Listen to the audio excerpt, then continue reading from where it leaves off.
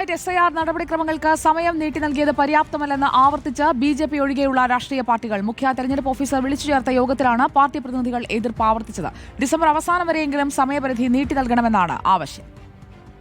പല സംസ്ഥാനങ്ങളിലും 10ലധികം സംസ്ഥാനങ്ങളിൽ SIR നടക്കുന്നുണ്ടെങ്കിലും കേരളത്തിൻ്റെ പ്രശ്നം പ്രത്യേകമാണെന്ന് കോടതികൾ മനസ്സിലാക്കിക്കൊണ്ട് കേരളത്തിൻ്റെ ആവശ്യങ്ങൾ ന്യായമാണ് നടത്തിയിട്ടുള്ള അതിൻ്റെ ഭാഗമായിട്ട് 1 വീക്ക് എന്നത് മാറ്റിക്കിട്ടി. 1 വീക്ക് കൂടെ കിട്ടി. 18 വരെ ഉള്ള ഡേറ്റ് കിട്ടി. പക്ഷേ ആ ഡേറ്റ് പര്യാപ്തമല്ല.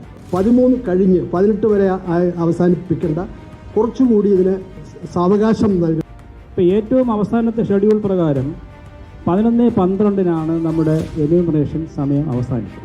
ഇനിയിപ്പോൾ ഒരാഴ്ച കൂടി കിട്ടി, 18 വരെ കിട്ടി. അപ്പോൾ ഇത്രയും ASD ലിസ്റ്റിൽപ്പെട്ട ആളുകളെ വീണ്ടും 1-2 തവണ കൂടി കണ്ടാൽ മാത്രമേ ഇവർക്ക് SIRന്റെ ലിസ്റ്റിൽ അപേക്ഷ കൊടുക്കാൻ കഴിയൂ. അപ്പോൾ അതുകൊണ്ട് ഇപ്പോൾ നീട്ടിയ ഒരാഴ്ചത്തെ സമയവും സഫീഷ്യൻ്റ് അല്ല.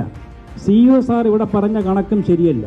ഈ കണക്ക് വെച്ച് മുന്നോട്ട് പോവുകയാണെങ്കിൽ ബീഹാറിൽ സംഭവിച്ചതുപോലെ കേരളത്തിൽ 34 ലക്ഷത്തോളം വോട്ടർമാർ പുറത്തേക്ക് പോകും.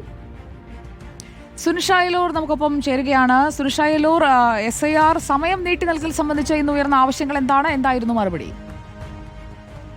സുജയ, കേരളത്തിന്റെ ആവശ്യം പരിഗണിച്ചുകൊണ്ട് സുപ്രീം കോടതിയുടെ നിർദ്ദേശത്തിന്റെ അടിസ്ഥാനത്തിൽ SIRന്റെ സമയപരിധി നീട്ടിയിരുന്നു. എന്നാൽ ഈ സമയപരിധി പോരാ, ഇനിയും നീട്ടേണ്ടതുണ്ട് സമയം എന്നുള്ളതാണ് ഇന്ന് BJP ഒഴികെയുള്ള എല്ലാ രാഷ്ട്രീയ പാർട്ടികളും മുഖ്യ തെരഞ്ഞെടുപ്പ് ഓഫീസർ വിളിച്ച യോഗത്തിൽ പറഞ്ഞത് എന്നുള്ളതാണ്. ഒരു അടിസ്ഥാന അവകാശത്തിനു വേണ്ടി ഒരു സാധാരണ പൗരൻ സുപ്രീം കോടതിയെ സമീപിക്കേണ്ട സ്ഥിതിയിലേക്ക് കാര്യങ്ങൾ മാറിയിരിക്കുന്നു എന്നും CPM CPI അടക്കമുള്ള സംഘടനകൾ ഇന്ന് മുന്നോട്ട് പറയുകയും ചെയ്തിരുന്നു എന്നുള്ളതാണ്. അതേസമയം തന്നെ വിദേശത്ത് താമസിക്കുന്ന ആളുകളെ ഈ പട്ടികയിൽ ഉൾപ്പെടുത്തുന്നതുമായി ബന്ധപ്പെട്ടുകൊണ്ട് ഇപ്പോഴും ആശങ്കയുണ്ട് എന്നുള്ളതാണ് കോൺഗ്രസും മുസ്ലിം ലീഗും അടക്കം ഈ യോഗത്തിൽ മുന്നോട്ട് വെച്ച കാര്യം. ഏതായാലും ഇത് പരിഗണിക്കും, ആശങ്കയെല്ലാം തന്നെ ദൂരീകരിക്കും എന്നുള്ളതാണ് മുഖ്യ തെരഞ്ഞെടുപ്പ് ഓഫീസർ പറഞ്ഞിരിക്കുന്നത്.